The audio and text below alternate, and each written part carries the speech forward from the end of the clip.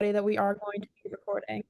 Perfect. Okay, perfect. So this is being live streamed for anyone who missed out on us gathering today, but I do want to say thank you for being here and being willing to be a part of this presentation on grants. This is maybe our third or fourth time doing this workshop, and it's always helpful to tell people how we in our office choose to award grants and the process.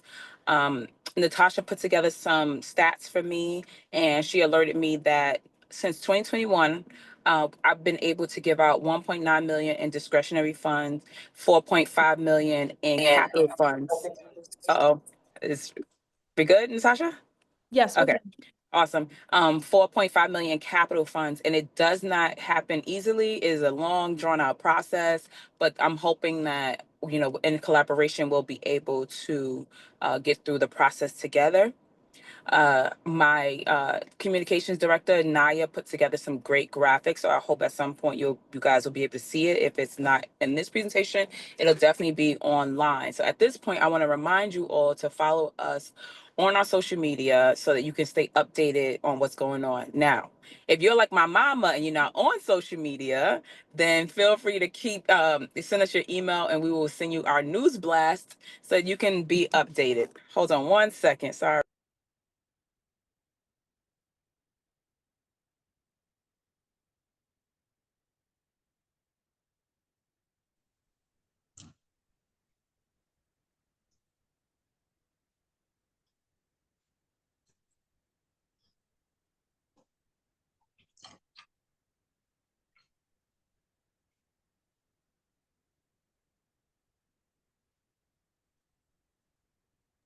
Sorry, you know how when you see a constituent and they got to have your attention? That's literally what just happened. My apologies for that. Okay, so um, areas that I've grants gave discretionary funding for in the past is usually around community involvement, mental health, health and wellness, LGBTQIA plus services, financial literacy, entrepreneurship, and legal services. Um, and community cleanups. If you're paying attention to my social media, then you see how important it is for me to keep the Bronx clean, especially my district. So when I am looking for things to fund, is usually in those areas.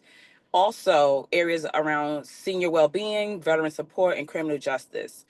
Those are pretty much when the target areas that I choose to give funding in. And there's a whole list of people in the past who received my funding. Some of them are in the chat, and you can alert the group if you want to in the comments if you receive funding from my office. But yeah, that's usually where I spend my time, money, and energy. So I'm going to pass it back over to Natasha. And if you guys have any questions in the meantime, feel free to throw it in the chat, and there will be a Q&A at the end. Thank you, Natasha. Thank you, Assemblywoman. So I'm going to start sharing my screen. So everybody give me 1 second. Can everybody see my screen? Yes. Okay, perfect. Yes.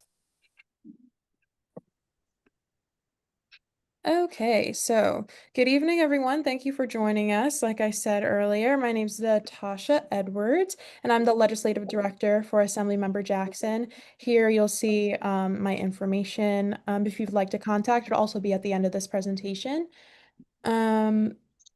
And before we get started, I just wanted to remind everybody that to please have your mic muted, and you're welcome to have your camera on.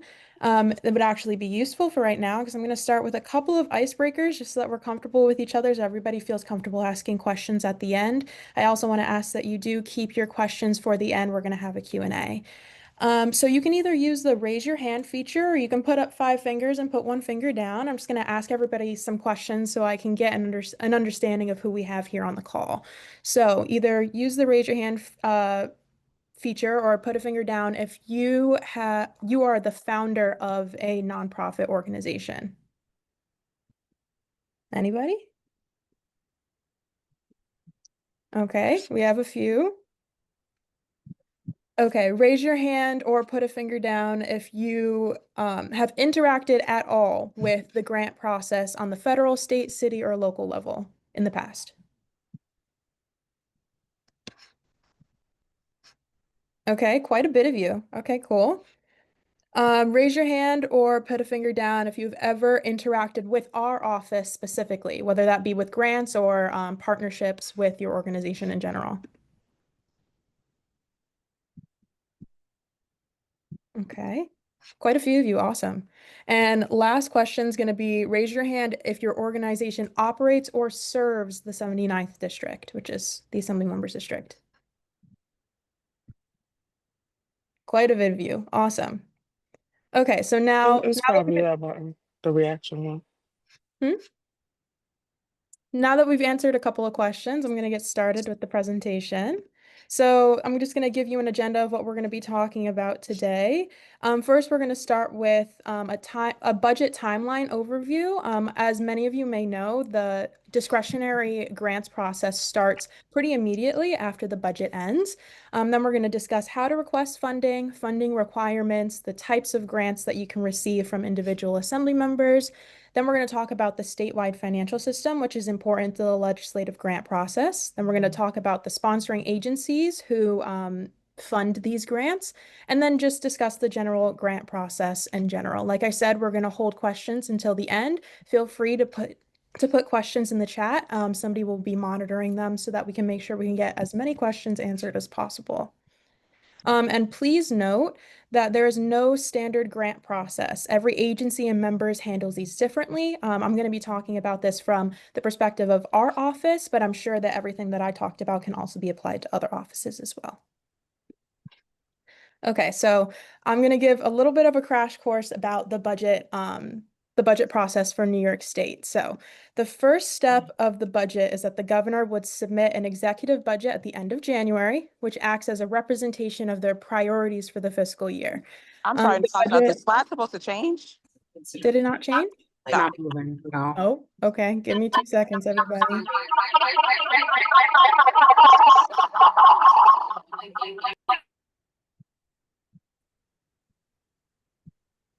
Hmm. This was working. We see it now, but it's not enlarged. You might want to close it out maybe and restart it.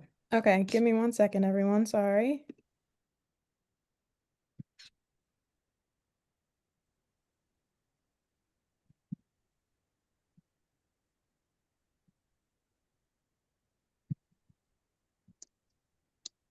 Can everybody see my screen?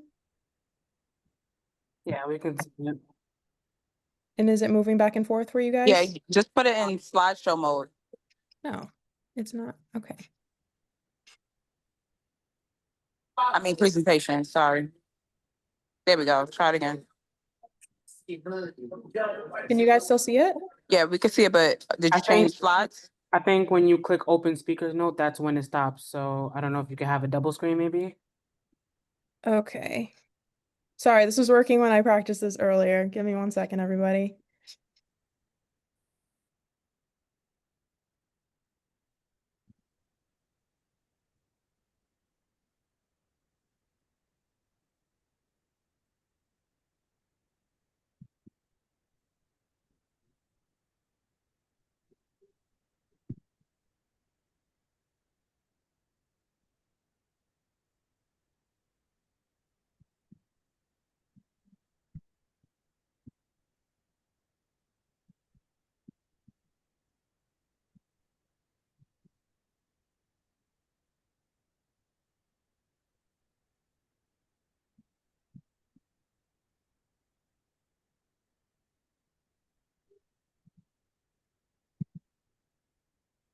Okay, can everybody see this?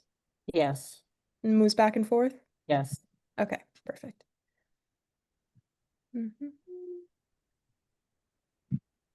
Okay, I'm going to start from the beginning for the grant process for you guys. So, step one of the grant process or the budget process, the governor is going to submit an executive budget at the end of January, which acts as a representation of their priorities for the fiscal year. The budget is considered a policy document as it puts money towards services and programs that the governor would prioritize.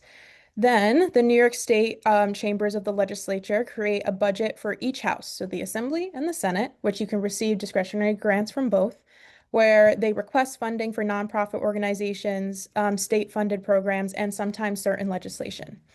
Then step 3, the budget negotiations begin in March to discuss a final budget. The budget is meant to pass on April 1st, although the budget extenders can be passed to extend the budget deadline. And then during these periods that the budget deadline is extended, state legislators aren't paid. Then, step 4, once the budget is passed, the New York State operates within this budget until the next budget is passed for the next fiscal year. Now, shortly after the budget is passed, discretionary allocation requests are due. So that is why it is extremely important, as I'm going to talk about later, to get in these requests as early as possible. Okay, so I'm going to talk about some of the funding requirements for the legislature and also for the sponsoring agencies for these grants. So for the legislature, it's required that you're registered as a nonprofit with the New York State Department of State, and then you must claim an employer identification number or an IEN with the Internal Revenue Service or the IRS. Then you must be registered as a 501c3 organization. Now, when it comes to the sponsoring agency requirements, it's a little different as once you're approved for a grant, the oversight is going to be switched from the legislature to the sponsoring agencies themselves. So for the sponsoring agency, you must be registered on the State Financial System, or SFS, which we're going to talk about in detail a little bit later.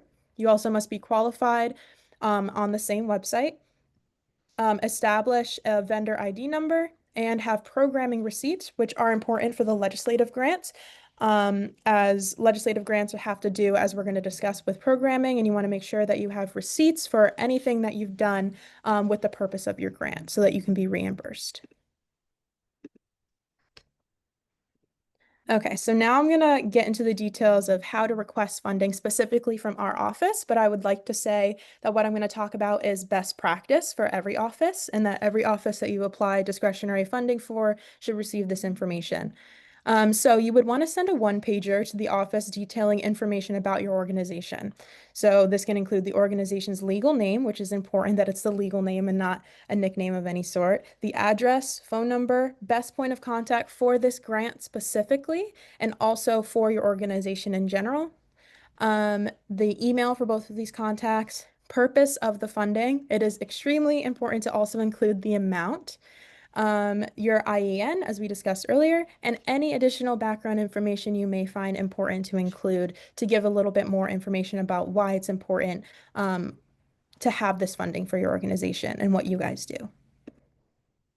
Okay, so let's get into the different types of grants that you can request from individual assembly members. And senators. So there's capital and legislative grants. Capital grants have to do with or can cover renovations or physical structure improvements, as well as the acquirement of property in some cases. So capital grants can be up to $1 million and does not typically cover the entire project. Typically, when it comes to capital grants, especially large ones like acquiring property and such, you're going to be requesting money from either different assembly members or having parts of it covered within the budget, and then also requesting from assembly members or senators as well. And both types of grants are going to be reimbursement. Now, when it comes to legislative, I'm going to use legislative and programming interchangeably. Legislative grants cover project basis. So it's going to have to do with extending a program, covering the creation of a program, like an after-school program, for example, or anything that has to do with community events and stuff like that. And those can be up to $250,000. And these can actually cover the entire program. So if you are starting up a program for your nonprofit, like I said, using an after-school program as an example, these grants can cover the entirety of a program. And as I said, this is reimbursement as well.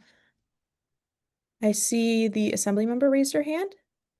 Yeah, I don't want it to be mistaken that the 250,000, can you just clarify that? Because that, We're gonna get into okay, a because little it bit says later up to, but about, it's really not. That's really, okay, go ahead.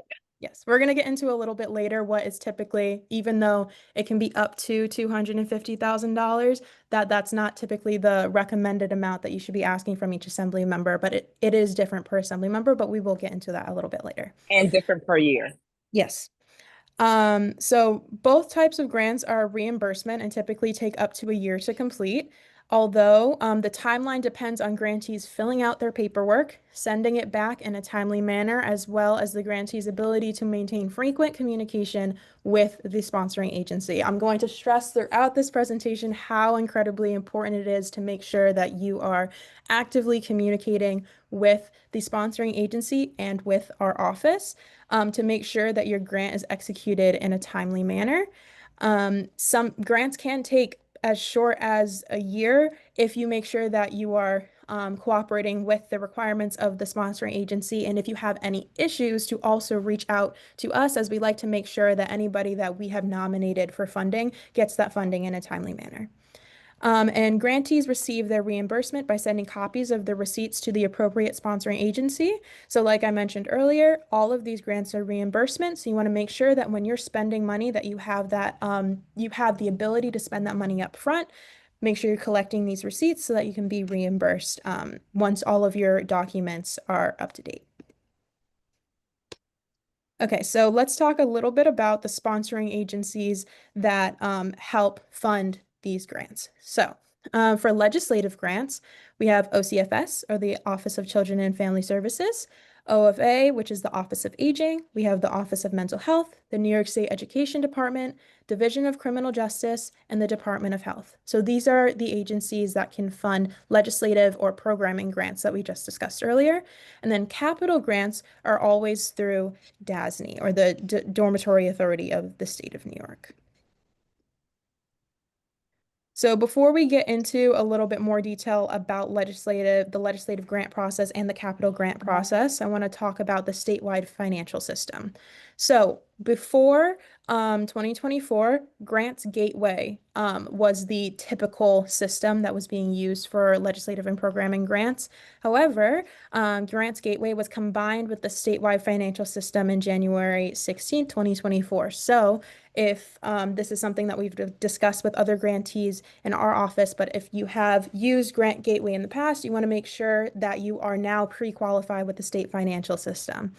The website contains in-depth information about the legislative grant process, and grantees can use this system to register for grants, become pre-qualified, manage a contract, and track their process. The website link is here, and it'll also be in a document that I'm going to share with everybody who's attending after this presentation is over.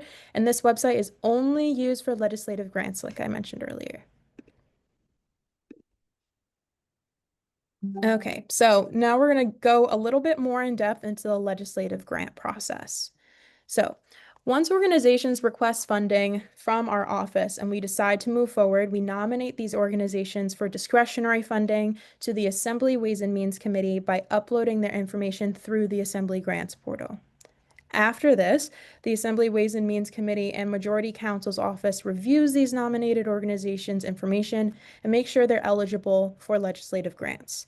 If the committee is unable to verify an organization's status, they will request additional documents such as the Certificate of Incorporation, a 990 tax filing form, or a Char 500. These, in our office, we request this information once we have decided to nominate an organization, just to make sure that we're not scrambling to have this information if it's needed by the Ways and Means Department, which is also why it's extremely important that you remain in frequent communication with us, so that if we have to get this information to our Ways and Means Department super immediately, that we already have it. This information does not apply to schools, as their funding goes through the New York City Board of Education. Obviously, this is when we're talking about New York City schools. And when putting information into the grants portal, you can list the full name of the school and the New York City Board of Education's tax ID number. Once Ways and Means approves the grant, they will begin implementation of the contractual paperwork called the Legislative Initiative Form, or LIF. And then once the LIF is complete, they send this paperwork over to the sponsoring agency so a grant contract can be opened. And then these sponsoring agencies make sure that organizations complete the necessary paperwork to become pre-qualified, receive an award letter, establish and manage a contract, make a claim for payment, and then eventually receive your funding. So as I said, the process starts with our office and then gets transferred to Ways and Means and then gets transferred to the sponsoring agencies. This is a little bit less complicated than the capital grant process, which we're going to talk about in a minute. But please keep in mind that when it comes to the legislative grant process, that yes, you want to be in frequent communication with us, but you also want to be in frequent communication with your sponsoring agency.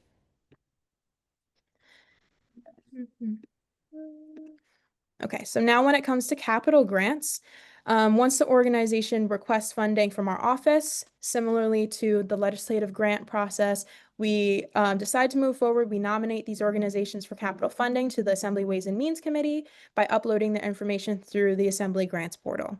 Now, for schools, NYCHA buildings, and parks, the grants will go through the New York City Board of Education, NYCHA, and the New York City Parks and Recreation Department. Therefore, you will need to submit each of these tax ID numbers for each of these grants. Now, this is why the capital grant process typically takes a little bit longer and is a little bit more complicated, as a lot of the time they're going to go through multiple agencies or more agencies than with the legislative grant process.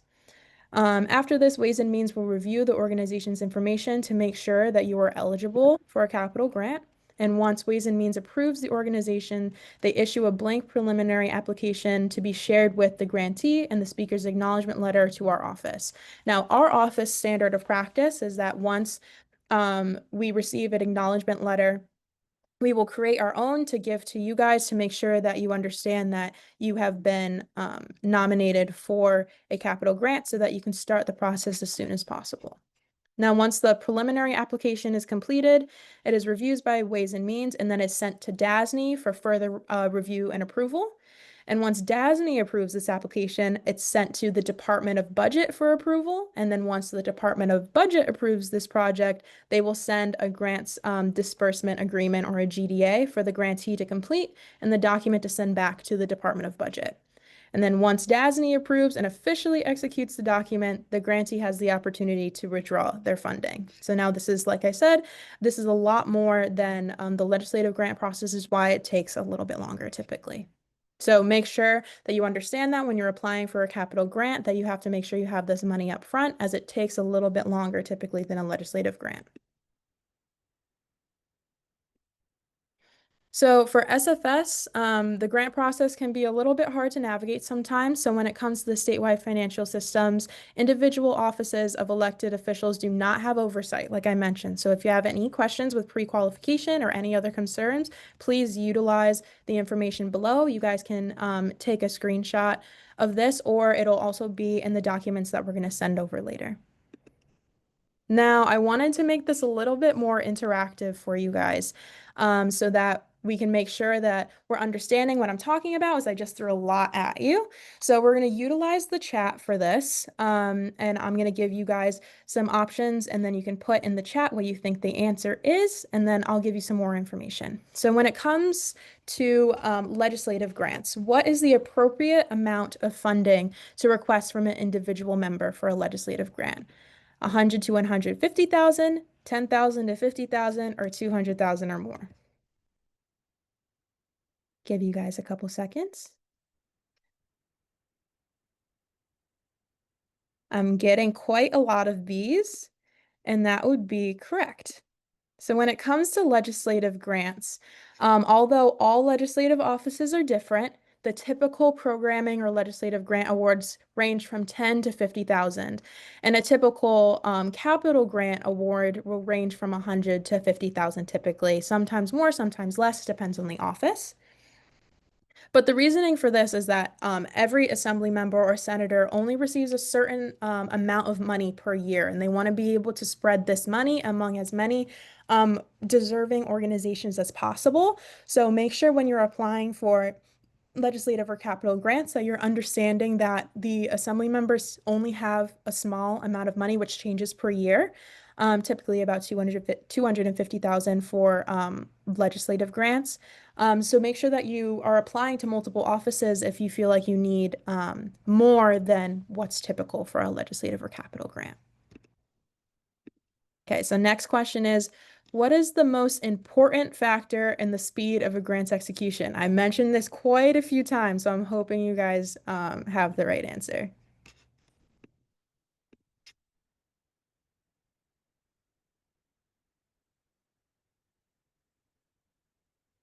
Good. I'm getting quite a lot of C's or all the above, which is absolutely correct.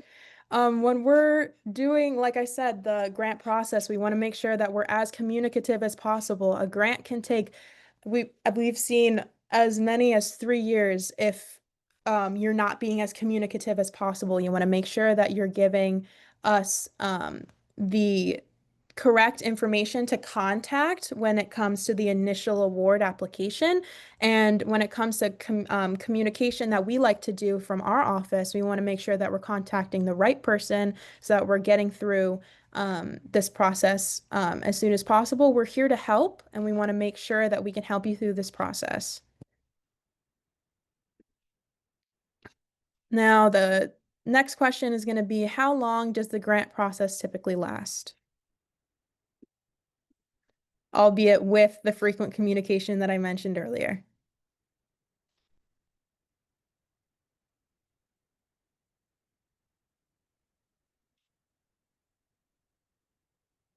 You guys are great listeners. The answer is going to be A. C would be extremely unfortunate, and that would happen if you guys don't communicate, like how I mentioned earlier. So we want to make sure that we're being as communicative as possible. I believe this is the last question. Oh, well, it showed the answer already, but when should you apply for discretionary requests? This is specific to our office, but it's going to be A, as early as possible. So when it comes to legislative or programming grant nominations, they're due shortly after the passage of the New York State budget, typically within 5 days. So our office prefers to have these requests as early as possible so that they can be reviewed before the chaos of the budget season, which takes a lot of our attention. So, however, every office is different. So if you're applying for legislative grants from another office, I would recommend also submitting as early as possible and meeting with the Assembly or Senate office even before session or early within session so they have an understanding of what your needs are and what you're requesting from them, and then submitting this information as early as possible so they have time to review and, keep in mind how much they already are deciding to spend. But if you end up doing it late in the process, make sure it's submitted before April 1st. And when it comes to capital grants, there technically is not a due date. They can be done throughout the year, but for our office, we'd prefer that they're received by the beginning of July so that we can review these within the summer and into the fall, so that we can hopefully have them executed, by the end of the year. Okay, so thank you everybody for listening to my spiel about the legislative grant process. As I said, I'm Natasha Edwards. I'm the legislative director for the office, and here's my information.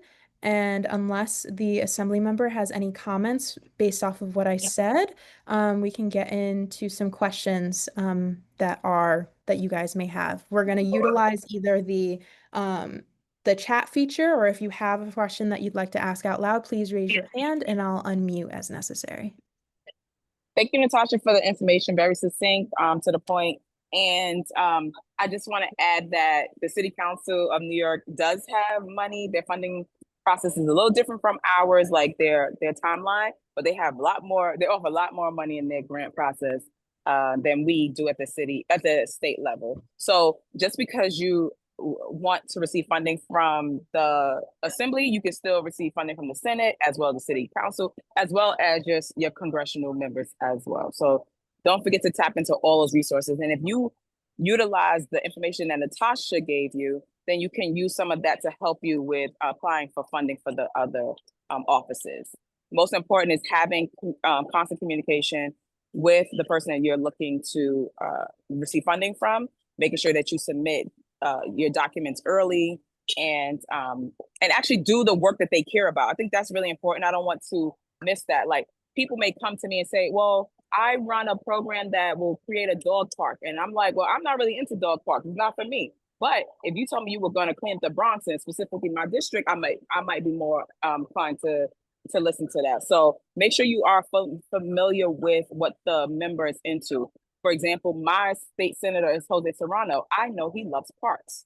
If I come to him with a park project, or an arts project, he's gonna be willing to give me funding for that, as opposed to me saying, well, I want to do something for veterans. Not saying he doesn't like veterans. I'm just saying I know his passion is the arts. Okay, so I hope that that's helpful. And then you can move to questions. I'll stick around to if you need me to answer anything. Okay, thank you, Assemblymember. I'm gonna get started. I see somebody has their hand up, Alice Friedman. I hope I'm saying that correctly. Hey, thank you so much for the presentation, Alice Friedman. I work down in New York City for a real estate developer. It's working with a nonprofit. And on the capital side, Mhm.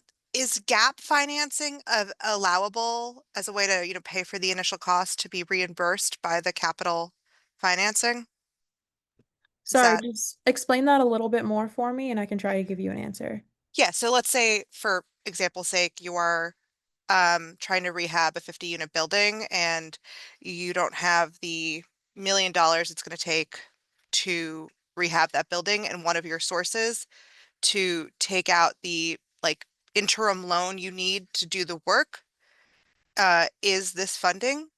Is that an acceptable use of this funding? Yes. Okay, thank you. Yeah, the Assemblymember answered it before I did, but yes, I was shaking my head. Yes, that's allowable. Thank you. You're welcome.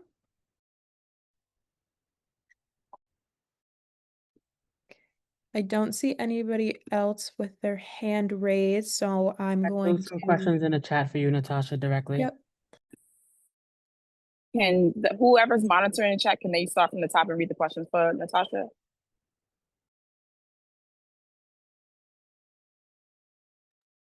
The first question is from Alyssa. It says, can we still apply for 2026 funding being that it is in August? So unfortunately, when it comes to 2026 discretionary or like programming grants, the answer is no. That funding ended, the budget passed mid-May, so that would have been, 5 days after that.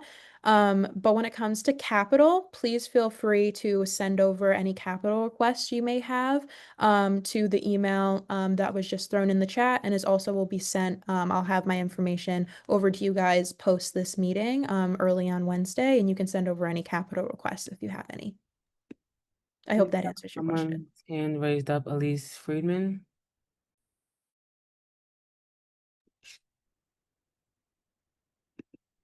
Elise, if you have another question, you can go ahead.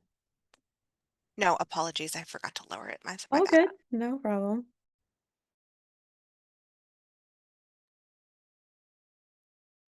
The next question is, do you also need a CMS account? This was asked by Sharon Tillman. CMS account. When it comes to legislative grants or capital grants, all that's technically needed is the SFS account, making sure that you're pre-qualified and that you have all the documents that they request of you.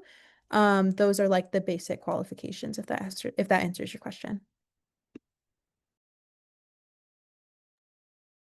Okay, we I have see. that. And you have some hand raises too. Yep. Let me just ask to unmute. Lizette, you can go ahead. Sorry, You're Lizette, you're muted. still muted. Sorry, I had muted myself. So I was double muted. Thank you so much, Natasha. We've spoken in the past. So thank you so much. This was very informative. Quick question about submitting for legislative. So we can't now for 2026, but then in 2026, we submit when for the following year? So for our office, you can meet with us as early as possible. So if you wanted to set up a meeting to discuss the possibilities of partnership when it comes to grants, you can do that this summer, you can do that this fall. But we ask that, the traditional one pager that we asked for be sent in January. So I have that in the top of my inbox when it comes to session. So I can save them, review them with the assembly member so that we can decide by April who we want to fund. You got it. So I'll And call you. for my preference, I would much rather when you make when you send the email to request the meeting, that if you had it ready, just put it in there. Put it right on in there. You know we're ready, Assemblywoman, and we've extended an invite to our classroom more than once. So we're waiting for you to come back. To Bronx Green Machine? Green Bronx Machine, yes, ma'am. Yeah. I got you. They received You're- 60,000 from me, so trust me, I know the work. Yeah, no, we would love for you to come up and see what we're up to these days. I see we have another hand raised. David Neagley? I hope I'm saying that correctly. Go ahead. Hi, thanks again for this opportunity. Just had a quick question. You spoke a little bit about schools through the DOE or the Department of Education. Charter schools, however, are we what documentation needs to be submitted, and does any of that have to be worked through the DOE given that some of our buildings are co-located there? I've It's a little bit more complicated, I believe, when it comes to charter schools. My advice to you would to make sure that because you guys are not nonprofits either, I believe it's the same process that it's through the Department of Education. But if anything, I can double check that information and then get it to you directly. I have your email because you're registered with the Zoom, so I can get more specifics for you. Appreciate it. Yeah. Do we maybe have time for one more, Natasha, Yeah, or? one more question and then we can move on to close. Okay. So can small acts, if an organization does not have a tax exempt status, can it secure discretionary funding via a physical conduit? Via a fiscal conduit. So the answer is yes, right? Yeah. So for example, I know a young man who does great work in the community, and he was helping young people get their driver's license, and he was doing back to school event. However, all his paperwork wasn't necessarily in order. And so he did work with a fiscal conduit to help get his efforts completed, as well as they got theirs completed as well. So we have had that happen in the past. It's not my preference. I would much rather everyone have their paperwork in order, but yes, that is a possibility. Thank you for the clarification. Of course. Okay, so that's going to be the end of Q&A for now, but I do want to say that we're hoping to follow up this presentation. Sorry, I just lost my train of thought. We're hoping to end this with we're keeping track of the chat and any questions that weren't answered. We're going to follow up in an email with answers to as many questions as possible. And they will be sent to you hopefully by Wednesday morning. So any questions that weren't answered will be answered. And we're also going to follow up with a document that has all of the information that were in these slides. And like I said, if you have any questions at all, please feel free to reach out to my email. It's edwardsn@nyassembly.gov. It'll be dropped in the chat again. And any community questions, anything, please make sure to reach out to our office. I thank you guys so much for your time and patience, especially with my technical difficulties in the beginning.